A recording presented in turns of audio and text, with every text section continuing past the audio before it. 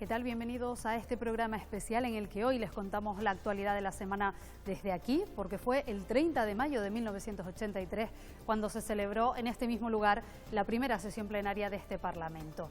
Es por eso que el 30 de mayo se celebra el Día de Canarias, y ya si nos metemos en lo que ha sido la actualidad de la semana, les cuento que este hemiciclo ha acogido un intenso debate en relación a la crisis abierta entre España y Marruecos.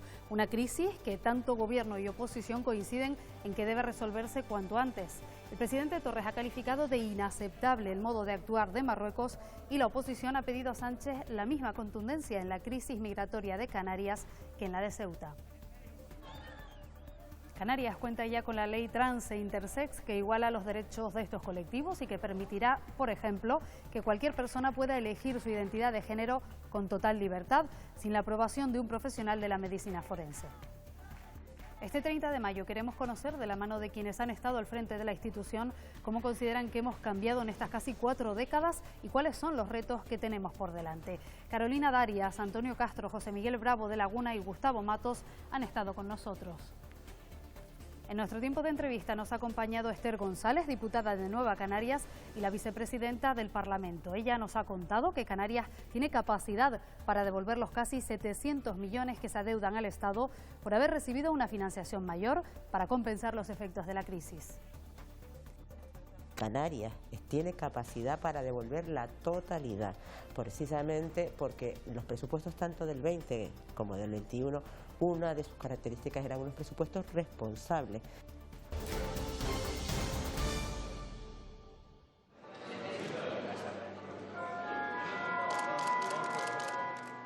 Yo estoy en el colegio de los Asuncionistas aquí, que era un colegio enorme donde ahora es el Parque Viere Clavijo, y me encantaba cuando íbamos de excursión a la gruta, que era dentro del colegio, pero era tan lejos que nos íbamos de excursión, me encantaba.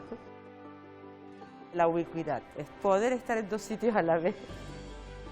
Tengo una nieta de 4 años, cumplió en abril, y yo encantada, por supuesto, es como la niña de mis ojos. Lo que pasa es que, para desgracia de mi hija, pues yo no soy una abuela como mi madre fue para ella, ¿no? No puede dedicarme a decir, mamá, quédate con la niña, porque la madre va más como una moto que la hija, pero sí, encantadísima. Por la noche, cuando salgo del Parlamento o cuando salgo de mi despacho en mi casa, o el día que no estoy en el Parlamento y estoy preparando cosas, pues eso, a la hora de las 10, las 11 de la noche que pueda salir del despacho, mi momento preferido. Cuba. Lo que pasa es que me hubiera gustado ver la Cuba, realmente no la Cuba actual, me hubiera gustado ver la Cuba de antes, pero bueno, me gustaría ver Cuba. Hola Esther, ¿qué tal? ¿Cómo estamos? ¿Qué tal? ¿Cómo asientos? ¿Qué tal la mañana en el Parlamento? Agotadora, pero bien. Yo era un poquito más por la tarde. Señora González, entre 2022 y 2023, Canarias va a tener que devolver 670 millones de euros de ingresos de más de la financiación autonómica. El vicepresidente y consejero de Hacienda, su compañero de partido Román Rodríguez, confía en que el Estado conceda alguna condonación o algún pago fraccionado. Si no es así, ¿podrá devolver Canarias ese dinero sin subir impuestos o hacer recortes? Canarias tiene capacidad para devolver la totalidad, precisamente porque los presupuestos tanto del 20 como del 21, una de sus características eran unos presupuestos responsables, precisamente porque sabíamos que lo que recibíamos de más, se sabía que lo íbamos a recibir de más, habría que devolverlo cuando tocara la liquidación, en el caso del 20 en el año 22, en el caso del 21 en el año 23. Y Canarias tiene capacidad para devolverlo sin duda. Lo que ocurre, y así lo manifestó Román Rodríguez, es que sí entiende que hay comunidades autónomas que no tienen esa capacidad de devolución, con lo cual va a haber negociaciones de todas las comunidades autónomas con el Ministerio de Hacienda, pues para hacer fraccionamientos, e incluso él cree que pueden haber en algunos casos condonaciones. ¿Por qué ha rechazado los partidos que conforman el pacto de gobierno que la Audiencia de Cuentas fiscalice el plan Reactiva? No, vamos a ver, no es un problema de un rechazo de fiscalización. algo, tú fiscalizas algo cuando algo está hecho, o sea, te cuenta que la fiscalización es algo a posteriori, no algo que en lo que se está trabajando. Fiscaliza la audiencia de cuentas la cuenta anual del año anterior, cuando ya está realizada, por poner un ejemplo. Fiscaliza todo el tema de aguas, del ciclo integral del agua, de los años anteriores, no del año, de cuando se está haciendo, ¿no? Entonces, la audiencia de cuentas, la misión es fiscalizar, no es vigilar, no es supervisar, es fiscalizar. Entonces, por eso es la razón de que se ha dicho que no a la fiscalización, porque no corresponde, no porque es que no se quiere que se fiscalice, es que algo que se está haciendo no se puede fiscalizar, como mucho se podrá supervisar, y la audiencia de cuentas no supervisa. La oposición se ha quejado continuamente de que el gobierno autonómico ha sido lento a la hora de convocar y otorgar ayudas por la crisis. ¿Les dará el Ejecutivo motivos a la oposición para que se quejen por la gestión de los fondos europeos? A ver, ¿el Ejecutivo ha sido lento? Sí. ¿Por mala gestión del Ejecutivo? No. Que tenemos unas leyes que impiden que se pueda llevar a cabo más rápido. Y es más, lo que sí que no puede hacer, yo si estuviera en el gobierno, sería la primera, se lo garantizo, yo no incumplo las leyes, ¿no? Se ha intentado hacer decretos leyes para simplificar administrativamente, procedimentalmente. Hay también un Real Decreto Ley a ese respecto para los fondos europeos y se intenta que con eso haya menor tiempo, menor plazo para poder tramitar. Lo que ocurre es que obviamente el dinero no llega, y eso lo sabe cualquiera, y cualquiera que haya estado en la administración muchísimo más. El dinero no puedes llegar y poner la puerta e irse entregando a la gente. Tienes que justificar, o sea, tú para dar dinero público tendrá el que lo recibe acreditar que es beneficiario, que es posible que pueda tener ese dinero. Y eso lleva el tiempo que tiene. Esperemos que sea el mínimo posible, pero desde luego no puede ser de hoy para mañana. Hay un problema. La crisis está, las empresas están cayendo como están cayendo, y para las empresas siempre será tarde. Lo que quiero, pero no es por falta de capacidad de gestionar del gobierno, es que el gobierno tiene que atenerse a las leyes que existen, no puede saltarse las leyes, y el problema es que las leyes son muchas, demasiado burocráticas, y impiden que las cosas puedan ir con cierta agilidad. A raíz de una iniciativa suya, el Parlamento ha aprobado una proposición no de ley para exigir al Estado que rebaje las tasas aéreas. ¿Cree usted que el gobierno de Pedro Sánchez ha dejado a Canarias a su suerte a la hora de reactivar el turismo? Se lo pregunto porque el plan específico de turismo que anunció la ministra no ha llegado, y además usted ha criticado que de los 70.000 millones de euros de ayudas directas del Plan Europeo de Reconstrucción, España solo destina el 5% a este sector. Efectivamente, yo entiendo que en ese sentido sí ha dejado a Canarias a su suerte. La ministra no ha sido de Canarias, la ministra de Turismo habló en varias ocasiones de que iba a haber un plan específico para reactivación del turismo en Canarias, y sin embargo no existe, y tengo la sensación que tampoco se le espera, puesto que ya alguna vez después ha dicho que no va a haber uno específico. Y ciertamente en el plan España Puede, ese que se ha mandado a Bruselas, pues hay 3.400 millones de euros para turismo. Hombre, en algo, turismo, que en España, en el total de España, representa el 12% del PIB, y que para Canarias, en la época pre-COVID, es un 35%, ¿no parece lógico que eso, que es lo más importante de peso en el PIB, pero insisto, no solo en Canarias, en España, en Canarias con más peso, pero en España representa el 12% y solo le dedica el 5%. Reactivar es recuperar lo que tenía. Entonces, si para recuperar lo que tenía pones 6 puntos menos de lo que representaba, entiendo que no está bien dimensionado y que eso no va a permitir la recuperación turística ni en España y por supuesto mucho menos en Canarias, que representa el 35% del PIB. Y además, eso es la actividad directa turística. La realidad es que el 82% de la economía canaria depende del turismo por la parte comercial, e incluso el sector primario en mucha cuantía depende del turismo. ¿Y entonces qué habrá que hacer para reactivar el turismo aquí en Canarias? ¿El gobierno autonómico tendrá que poner más dinero de su parte? Yo veo difícil que el gobierno autonómico pueda poner más dinero, porque es que el gobierno autonómico tiene las competencias que tiene y la capacidad de financiación que tiene. Me explico. La financiación autonómica viene para lo que viene para sanidad, educación, asuntos sociales, para los servicios básicos fundamentales.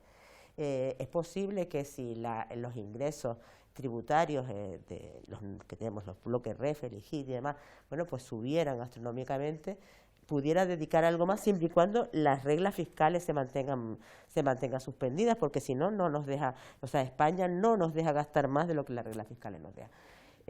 Yo espero o entiendo que lo que hay que hacer es de forma muy coordinada todas las administraciones canarias, cabildos, ayuntamientos, gobierno de Canarias, utilizar, o sea, tener todo el dinero que vaya destinado a reactivar el turismo, ponerlo de alguna manera conjuntamente y utilizarlo lo más efectivamente posible para que volvamos otra vez a que el turismo sea lo que era.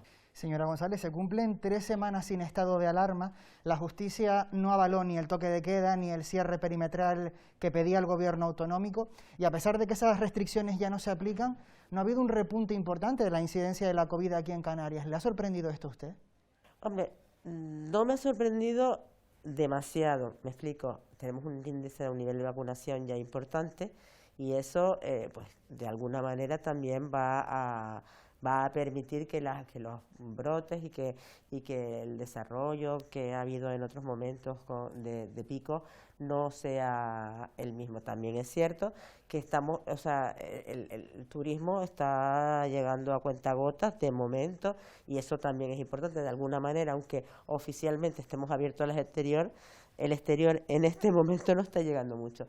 Entonces yo creo que por eso puede estar la cosa controlada, pero la gente tiene que seguir siendo muy responsable, seguir con las medidas de mascarilla, de distanciamiento, para evitar que pasemos de ser un destino seguro, que pasemos de ser una zona segura y volvamos a tener niveles lo mismo amarillo que verdes que rojos de forma aleatoria. Yo espero que siga así.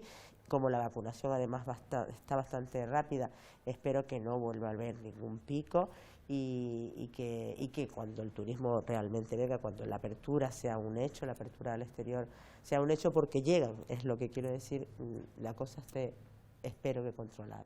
Habla usted de que la vacunación va rápido. Esta semana la Consejería de Sanidad ha habilitado un formulario para que los residentes mayores de 16 años puedan ir apuntándose para conseguir cita, siempre dentro de su grupo de edad. Sin embargo, aunque usted dice que la vacunación va rápido, respecto al resto de comunidades españolas, Canarias va a la cola en vacunación.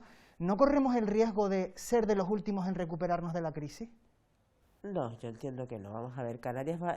A ver, la vacunación, el planteamiento que han hecho de la vacunación y del plan de vacunación también va definido en función de las zonas de España donde ha habido más contagios, que no es Canarias precisamente, que estamos también a la cola en el nivel de contagio. Entonces, y por eso los grupos han sido los que han sido. Nosotros tenemos menos nivel de vacunación. Yo en un momento determinado, incluso en comparecencia en el Pleno, le decía al consejero de Sanidad, digo que haciendo cálculos así matemáticos de reglas de 3, nosotros estábamos recibiendo menos vacunas de las que en teoría nos corresponderían por población, que eso se podría ponderar posiblemente por los grupos de edad, pero que no entendía demasiado por qué, si estábamos en un nivel alto de vacunación, con respecto a las otras recibíamos menos que las demás. Él plantea que no, que estamos dentro de los límites, porque aunque matemáticamente recibamos menos, también somos de los menos contagiados. Yo lo que sí sé es el ritmo de vacunación, o sea, de hecho el Partido Popular hablaba, y lo digo del Partido Popular porque el diputado Miguel Ángel Ponce es neumólogo, o sea, que tiene una opinión pues bastante más cualificada en materia sanitaria que la que tengo yo, hablaba de la necesidad de vacunar a 16.500 personas diarias. Se están vacunando a 20.000. Eso entiendo que hace que la vacunación esté, que vaya en una velocidad de crucero, no, un poquito más avanzada. Y si seguimos así, en julio, finales de julio, posiblemente tengamos a toda la población diana vacunada. Su partido aboga por exigir al Estado que corrija la anomalía del diferencial fiscal respecto al sector audiovisual aquí en Canarias, para que el archipiélago siga siendo una pasarela como plató de cine. ¿Qué es exactamente lo que ocurre? ¿Cuál es el problema? Nosotros tenemos un régimen económico y fiscal, un fuero canario, que determina que nosotros tenemos en el tema de audiovisuales un 80% más de beneficio fiscal que el resto del territorio peninsular y de Baleares. Y así ha sido siempre. Y cada vez que ha habido alguna modificación en las leyes estatales a este respecto, se ha hecho paralelamente esa modificación en la ley que afecta al régimen canario. ¿Qué pasa? Que hace un año modificaron la ley a través de un real decreto ley, la ley de impuestos de sociedades, donde hacen una bonificación especial. Esa sí que fue para reactivar la economía, pero al territorio peninsular y Baleares, donde de repente pasamos de que la bonificación en Canarias, la deducción en Canarias es de 5.400.000 frente a 10 millones que se puede hacer en península. Eso significa que, aunque nosotros tengamos unas características de climatología y demás a efectos de los rodajes, oye, cuando a mí me cobras mi deducción, yo empresa audiovisual, son 5,4 millones y me voy a Murcia me da lo mismo, o Ávila, y me hace 10 millones, verás tú la fuga que hay. Y además es que eso no es ni razonable y además vulnera al REF. Nosotros lo que pedimos es que volvamos a la senda de que no se conculque nuestro régimen económico y fiscal, y de que si la deducción es para el territorio peninsular y Baleares de 10 millones, para Canarias tiene que ser un 80% más, o sea, 18 millones de euros. Y en esa exigencia estamos. De hecho, desde Nueva Canarias presentamos, ha habido multitud de negociaciones, incluso escritos por parte del consejero de Hacienda a la ministra de Hacienda, que no han dado ningún resultado. Y Pedro Quevedo, el diputado que tiene Nueva Canarias en el Congreso, pues presentó a ese Real Decreto Ley, cuando se estaba tramitando por proyecto de ley, una enmienda. Y ha vuelto a presentar otra, y ambas, las dos están para no las enmiendas, el desarrollo como proyecto de ley de esos reales decretos ley en el Congreso de los Diputados. Y ahora y de hecho nosotros tenemos una proposición de ley presentada también, donde lo que exigimos que se haga a través de un real decreto ley o a través de una norma con rango de ley, nos da lo mismo, pero que se haga una modificación específica para garantizar que volvamos a la senda en la que estábamos, que no pedimos nada nuevo, que lo único que queremos es que nuestro REF se respete. Señora González, las relaciones entre España y Marruecos no pasan por su mejor momento. Un ejemplo es la reciente crisis migratoria en Ceuta. Su partido ha criticado abiertamente la extorsión, dice, y el chantaje que Marruecos ejerce sobre nuestro país por cuestiones como el Sáhara Occidental o las aguas internacionales. ¿Teme usted que si las relaciones entre España y Marruecos no se encausan, puede haber una nueva oleada de cayucos procedentes de aquel país? A mí no me extrañaría nada. De hecho, la oleada de cayucos que ha habido antes de Ceuta y aquí a Canarias, que fue algo, llamativísimo, fue una extorsión, pero yo es que iba a decir como un día de fiesta, no sé si es la palabra adecuada, pero está claro que aquello no fue gratuito, aquello fue totalmente planteado y totalmente hecho para chantajear. Y sí, pudiera ser que pudiera haber otra oleada, no me extrañaría nada, no me asombraría. Pues señora González, muchas gracias por habernos concedido este rato, un placer charlar con usted. Gracias. Igualmente.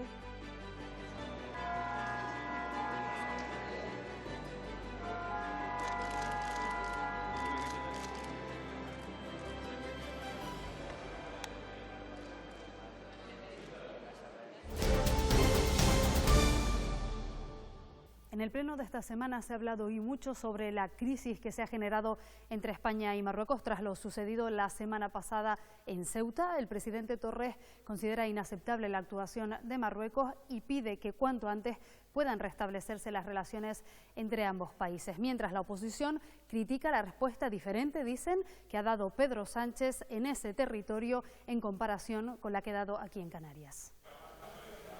Para los grupos de la oposición existe una diferencia clara de trato del gobierno estatal ante la crisis por la llegada de migrantes de Marruecos a Ceuta con la migratoria que vive Canarias. El presidente del gobierno se desplazó a Ceuta, como no podía ser de otra manera, aquí todavía lo estamos esperando, por imposición a las comunidades pues que se deriven los menores, la devolución inmediata y en caliente de los inmigrantes irregulares. Ese trato desigual tiene que ver mucho, y nos tememos que es así prácticamente en todas las materias, con el peso que tiene usted mismo y su gobierno en Moncloa. Dos agravios comparativos. A las 24 horas de suceder lo que estaba sucediendo en Ceuta, se presenta el presidente del Gobierno de España. La respuesta que ha dado el Ministerio de Derechos Sociales a los menores localizados, a los 1.500 menores localizados en Ceuta. Aquí no hemos tenido esa respuesta.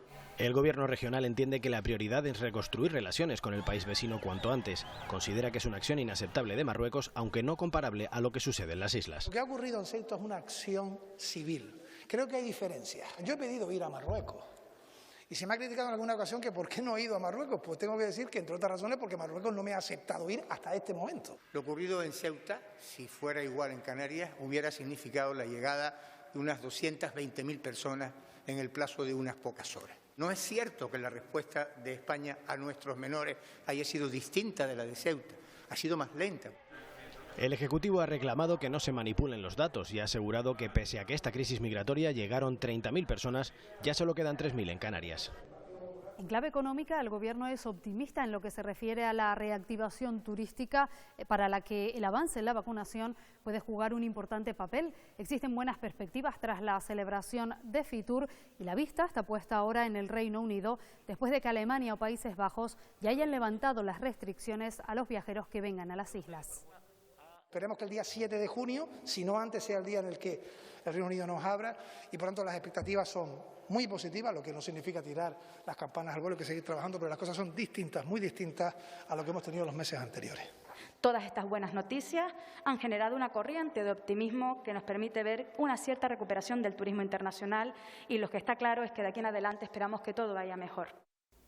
Canarias tendrá que devolver en los próximos 2 años al Estado 670 millones de euros por la liquidación negativa del sistema de financiación autonómico del año 2020, después de haber recibido más dinero del que le correspondía debido a la crisis. El vicepresidente y consejero de Hacienda asegura que esa devolución no va a afectar a las cuentas canarias. Estamos convencidos que el año 22 y 23 habrá una gran negociación y que esta devolución, que es obligada, se aplazará, se establecerán moratorias e incluso es posible hasta que se condone. Pero mientras tanto, esta comunidad tiene los números perfectamente articulados para los próximos años. Y el presidente Torres se compromete a que esta comunidad autónoma recuperará su condición de región con mejores incentivos fiscales para las producciones audiovisuales. Anunció el presidente en el Pleno que ya se ha acordado con el Ejecutivo Central la reducción del desequilibrio que existe en este momento y que las productoras podrán alcanzar un máximo de 10 millones de euros en su deducción fiscal cuando rueden aquí. En su pregunta al Gobierno, Ciudadanos ha pedido más recursos para luchar contra la pobreza. Ángel Víctor Torres le ha respondido a la portavoz que se ha incrementado el gasto social y que además se mantiene el objetivo de erradicar la pobreza en Canarias. Sin embargo, Vidina Espino ha insistido en que las islas se encuentran a la cola de todo el país en la atención a los más necesitados. Usted dijo que iba a ser el gobierno de las personas más débiles, de los más vulnerables, y la pobreza en Canarias no ha hecho sino dispararse desde que ustedes están en el gobierno. De hecho, los servicios sociales, la ayuda social es el gran agujero negro de su gobierno. Finalmente logró salir por unanimidad. La Cámara ha aprobado la Ley de Igualdad Social y No Discriminación por Cuestiones de Género, que entre otras medidas permite la reafirmación de la identidad sin necesidad de contar con un informe médico. Es una ley que ha sido calificada como histórica. Hay momentos en los que la vida política, tener un parlamento en esta tierra con su representación de sus ciudadanos y de ciudadanas cobra todo el sentido y hoy, sin duda, es uno de esos días. Día histórico en el Parlamento de Canarias. La ley trans ha sido aprobada por unanimidad. Muchos no han podido contener la emoción. Es la sensación de que por fin se nos reconoce la dignidad que se nos había negado durante tanto tiempo. La imagen era gratitud. Yo miraba al cielo y decía, Dios, se puede, nos lo merecemos. Súper emocionado y súper agradecido. Días como hoy marcan un antes y un después para toda la comunidad. Pero llegar hasta aquí no ha sido fácil, se han encontrado con muchas piedras en el camino. Hay personas que no llegan a esperar, han habido altos índices de suicidio, ha habido mucho dolor, ha habido mucho sufrimiento. Difícil, sí ha sido difícil, pero ¿sabes qué? Que ha valido la pena. Sin engañarte, creo que mi madre, porque, bueno, el próximo mes cumplo 28 años, empecé la transición con 8 y si no hubiese sido por ella seguramente no estaría aquí, así que la primera persona que me vino a la mente fue ella. Una norma en la que se establecen cuestiones como la libre autodeterminación de la identidad y la expresión de género. Mi hijo, una persona intersexual, donde ha sufrido todas las consecuencias de no haber una ley en este país. O sea, es una persona mutilada por falta de una ley en este país. Una situación que no volverá a repetirse en las islas gracias a esta ley. Donde no ha habido acuerdo es en la designación de la Junta de Control de Radio Televisión Canaria. El proceso vuelve ahora a su inicio después de que no se alcanzara la mayoría necesaria ni en la primera ni en la segunda votación. 33 diputados votaron a favor, 10 en contra y 26 se abstuvieron. Al no salir adelante la Junta de Control, la Cámara optó por no someter a votación la designación del director general del ente. Cuando el Partido Socialista nos pida consenso y acuerdos sobre la televisión, si este es el tipo de acuerdos y consensos a los que ellos están dispuestos a llegar, que no cuenten con nosotros para ese tipo de acuerdos. Lamentamos profundamente la postura de Coalición Canaria y del Partido Popular en torno a la renovación de los órganos de la Radio Televisión Canaria, porque han frustrado su renovación con su falta de manifiesto y apoyo al director general, a la propuesta de director general que apoyaron hace escaso año y medio. Coalición Canaria pide al Gobierno que modifique los requisitos para acceder a las ayudas de 1.144 millones que está pendiente de aprobar el Consejo de Gobierno. Los nacionalistas proponen que se rebajen las pérdidas exigidas a las empresas a un 20% en base a nuestra condición de región ultraperiférica y no que se mantengan a un 30% como determina la Unión Europea, y también piden que las cuantías de las ayudas sean mayores a las previstas. Exigen además una mayor simplificación y eficacia en su tramitación. Proponemos que se haga valer nuestra condición de región ultraperiférica, que la Unión Europea permite y que, por lo tanto, se baje esa barrera al 20% de caída de facturación. Que sea el Gobierno lo eficiente para que esos 1.144 millones lleguen a todas las pymes, a todos los autónomos que lo necesitan. La Audiencia de Cuentas propone que se revise el Fondo de Cooperación Interterritorial porque a su juicio en estos momentos no cumple con su mandato constitucional de compensar desequilibrios. Así lo explicaba en comisión su presidente Pedro Pacheco, quien dijo también que la cuantía recibida por cada canario al año se ha reducido un 50% en la última década, pasando de 49 euros en 2009 a 22 en 2019. Gustavo Matos recibía esta semana al recién elegido presidente del Tribunal Superior de Justicia de Canarias, Juan Luis Lorenzo Bragado. Ambos coincidieron en su apuesta por fortalecer las relaciones institucionales y Lorenzo se comprometió a reanudar la presentación de las futuras memorias anuales del TCJ en sede parlamentaria. Matos también recibió a la cónsul de Cuba en las islas, Elsa Agramonte, con quien conversó sobre los lazos históricos que han unido a ambos territorios, y los dos coincidieron en la necesidad de intensificar las relaciones mediante iniciativas que pongan en valor ese vínculo.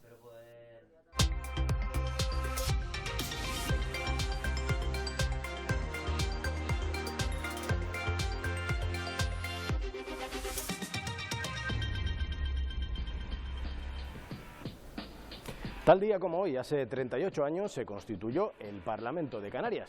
Con motivo de esta efeméride, fechada el 30 de mayo de 1983, nuestra comunidad celebra desde entonces el Día de Canarias, un día de celebración de la cultura y las tradiciones de las islas.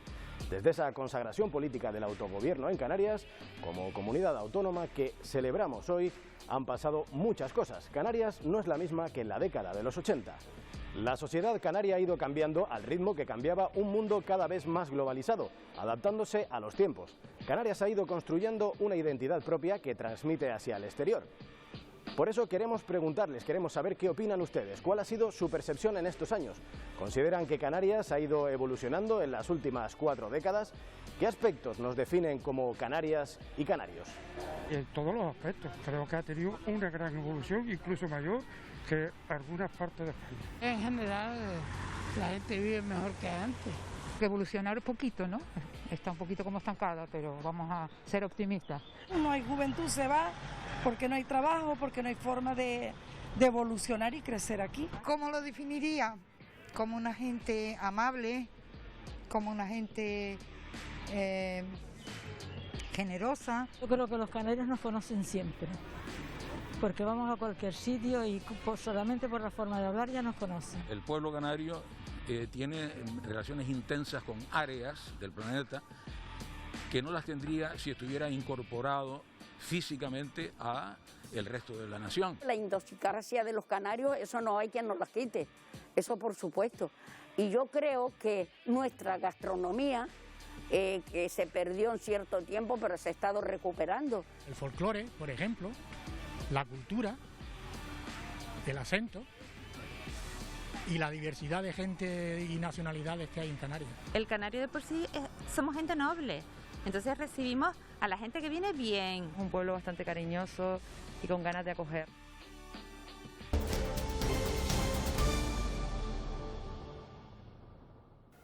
En estos casi 40 años de parlamentarismo en Canarias, 7 presidentes han estado al frente de esta institución. Con algunos de ellos hemos charlado para conocer su visión sobre cómo ha cambiado Canarias en este tiempo y sobre todo acerca de los retos que tenemos por delante como sociedad.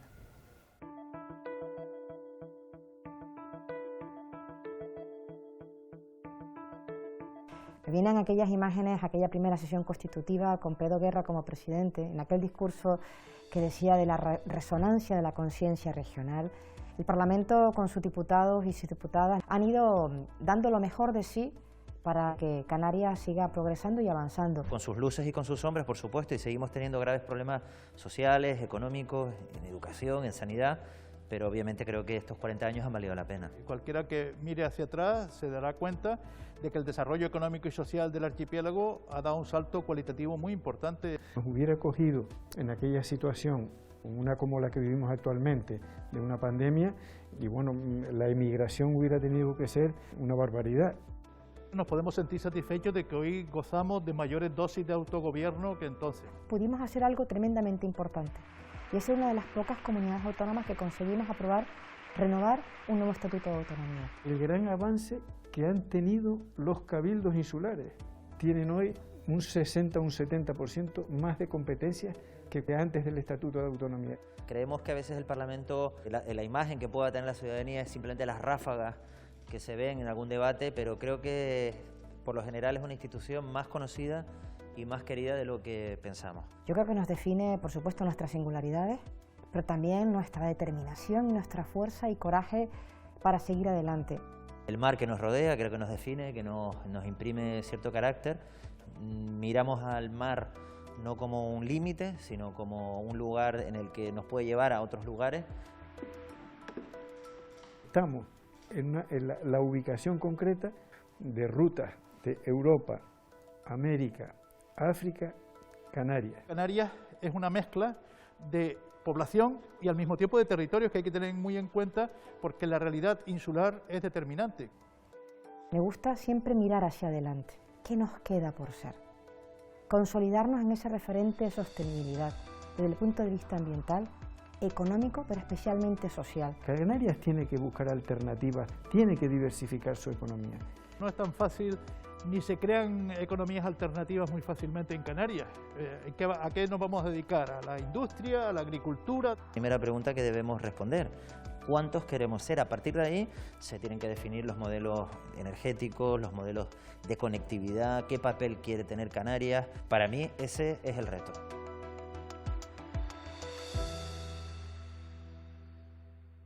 Pues Carolina Darias también ha tenido una completa agenda de actos esta semana aquí en Canarias, algunos de ellos como ministra de Sanidad y otros como expresidenta del Parlamento. Aquí ha participado en la presentación de su retrato. Presidenta del Parlamento entre 2015 y 2019, Carolina Darias fue la primera mujer en ponerse al frente de la Cámara Regional. Gracias por el compromiso. No fue fácil, pero lo hicimos posible. Donde no había acuerdo, había espacio para el encuentro. Buscar el mínimo común de entendimiento fue una constante durante toda la legislatura. Ahora, como ministra de Sanidad, ha regresado de visita a la sede de Teobaldo Power para la presentación de su retrato como expresidenta. Conocí a la señora Darias en persona y ese día volví a casa pensando, ¿cómo voy a plasmar en un cuadro la energía que tiene esta mujer?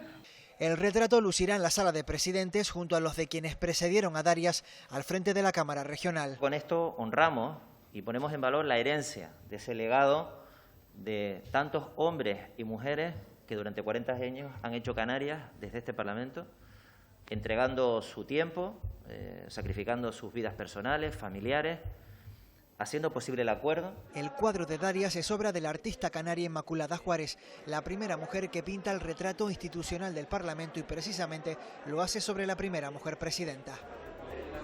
En este casi año y medio, la Cámara se ha tenido que adaptar para poder seguir celebrando sus sesiones con normalidad a pesar de la pandemia. Hoy queremos marcharnos enseñándoles en un cierre especial lo que supone el ambiente de un día de pleno conjugado con el valor cohesionador que tiene este Parlamento para las 8 Islas Canarias. Así que desde aquí, que tengan un feliz 30 de mayo.